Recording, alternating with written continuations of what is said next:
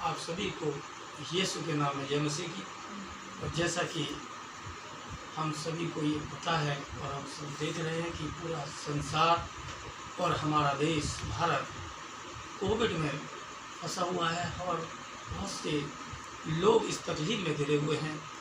और हम सब मिलकर अपने भारत सरकार के लिए, यहाँ के प्रत्येक नागरिक के लिए और हम सब के लिए प्रार्थना करें ताकि हम में से हर एक इंसान जो इस पृथ्वी पर पाया जाता है सारे के सारे इस बीमारी से बचने पाए।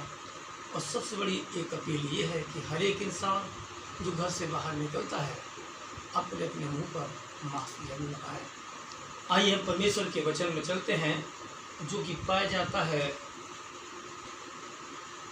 वचन में लूका की इंजील में लिखा हुआ है। लूका उसका यूहन्ना की इंजील उसका 5वां अध्याय और उसकी 14वीं आयत में लिखा हुआ है, जब यीशु मसीह एक इंसान से ये वार्ता करते हैं और उसको ये कहते हैं कि देख तू ठीक हो गया, फिर से पाप मत करना। आखिर हमको ये समझना होगा कि पाप है क्या, ये कौन सा रोग है, क्योंकि ये एक ऐसी बीमारी है जो हमको बढ़ने नहीं देती, हमको तरक्की करने नहीं देती, हमको अपने जीवन में उन्नति करने नहीं देती, हमारे जीवन की एक रुकावट है। उस रुकावट को दूर करने के लिए परमेश्वर का बहुत बड़ा वचन हमारे जीवन में कार्य कर सकता है। अगर उस वचन को अपने जीवन में हम उतारें, अगर जीवन में उसको अमल में लाएं, तो ये हमारे जीवन में बहुत ही गुणकारी हो सकता है। और जैसा कि यूहन्ना की इंजील उसका 5वां अध्याय और उसकी 14वीं आयत में यीशु ने उस इंसान से कहा कि देख तू ठीक हो गया, फिर से पाप मत करना। उससे पहले की जब आयत को आप पढ़ेंगे तो लिखा हुआ था कि 38 साल से वो रोग में पड़ा हुआ था। वो रोग इतना भयंकर था कि कोई डॉक्टर, कोई वैद्य उसको चंगा नहीं कर पाया, क्योंकि पाप का इलाज डॉक्टर नहीं कर पाते, ना उसको पहचान पाते हैं, ना उसको समझ पाते हैं। केवल वचन के द्वारा हम अपने पाप की जानकारी कर पाते हैं।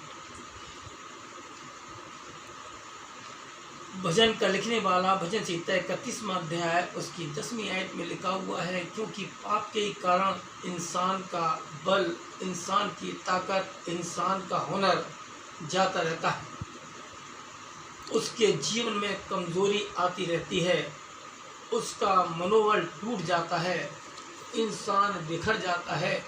क्योंकि जब हम उल्टी तरफ अगर हम किसी का सहारा लेते हैं कि कोई इस चीज़ को पहचान नहीं पाता, केवल उस चीज़ को हम ये समझ पाते हैं कि हम परमेश्वर के उसके वचन में कितनी नज़दीकी से कार्य करते हैं।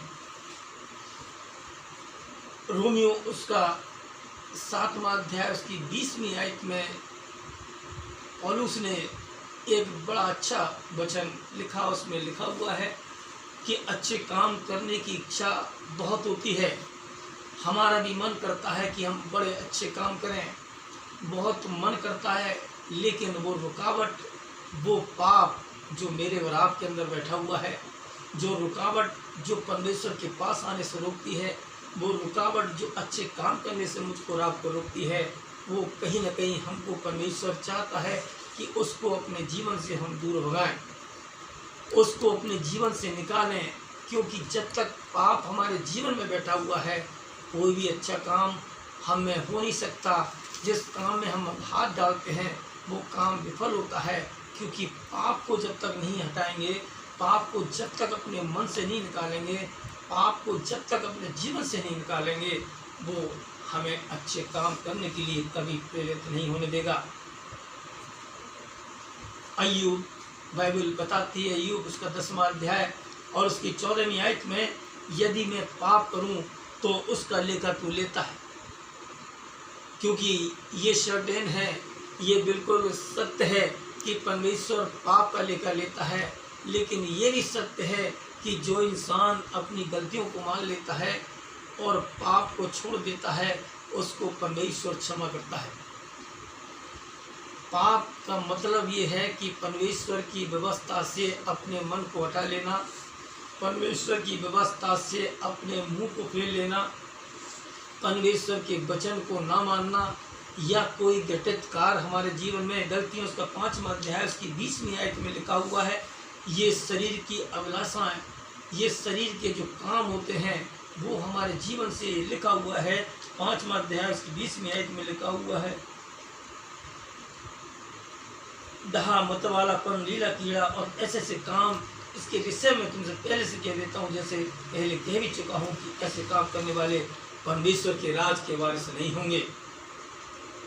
इन सारी चीज़ों को, किसी से ढा करना, किसी से ईर्ष्या करना, किसी की चुगली खाना, किसी से लड़ना, किसी से झगड़ना, ये सब काम परमेश्वर को बुरे लगते हैं और वही हमारे जीवन में पाप के स्वरूप में आकर बैठ जाता है और वो अच्छे काम करने से हमको रोकता है।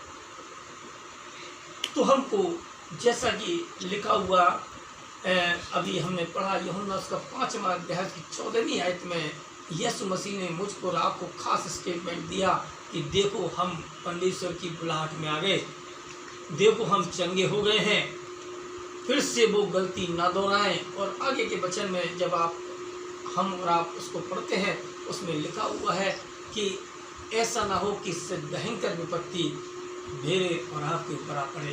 परमेश्वर करे कि उसको अपने जीवन में कंट्रोल करें, ताकि परमेश्वर के वचन और उसकी बुलाहट को हमेशा अपने जीवन में संजोए रखें, ताकि पाप से हमारे जीवन का छुटकारा होने पाए।